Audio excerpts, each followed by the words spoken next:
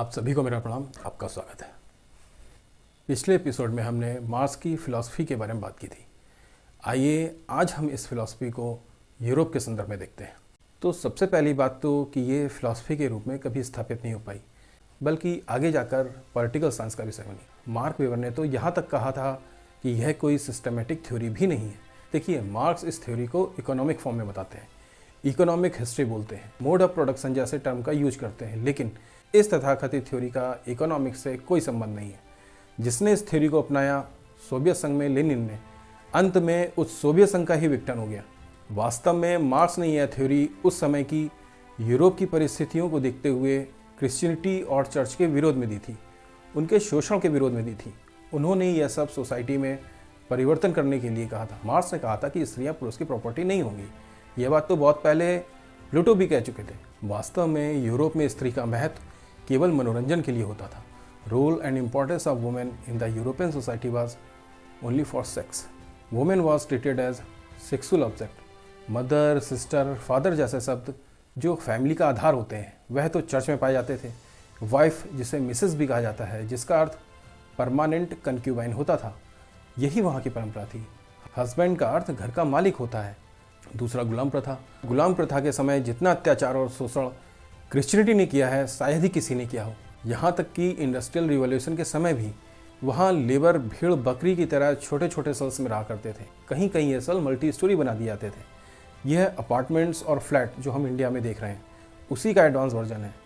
इसी लेबर के शोषण के विरोध में मार्क्स ने क्लासलेस सोसाइटी के बारे में बात की।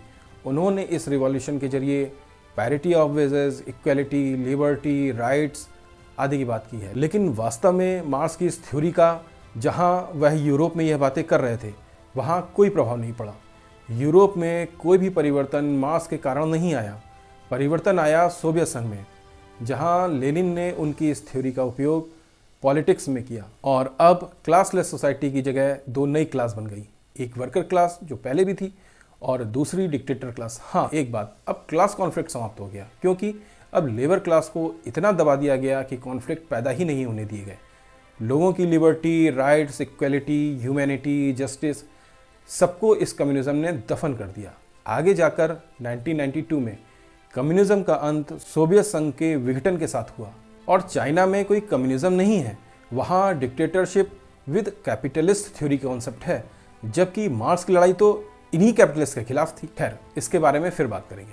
मार्क्स की इस असफल अपूर्ण थ्योरी ने सोसाइटी को केवल शराब, शबाब और कबाब वाली विकृत अव्यवस्था दी है। यहाँ स्त्री और प्रोस्टिट्यूट में कोई अधिक अंतर नहीं है। इस व्यवस्था में वाइन और वुमेन के अतिरिक्त कुछ अधिक शेष बचता ही नहीं है। इस थ्योरी का उपयोग समाज के, राष्ट्र के निर्माण और विकास की जगह समाज और राष्ट्र के विरुद्ध उसके विघटन के लिए किया जाता है। समाज अथवा राष्ट्र के विकास के लिए इनके पास कोई दृष्टिकोण है ही नहीं। यह केवल स्थापित परंपराओं, नियमों को न मानने की, तोड़ने की बात करते हैं। अच्छा, तोड़ने या मानने के बाद क्या मानना है, क्या करना है?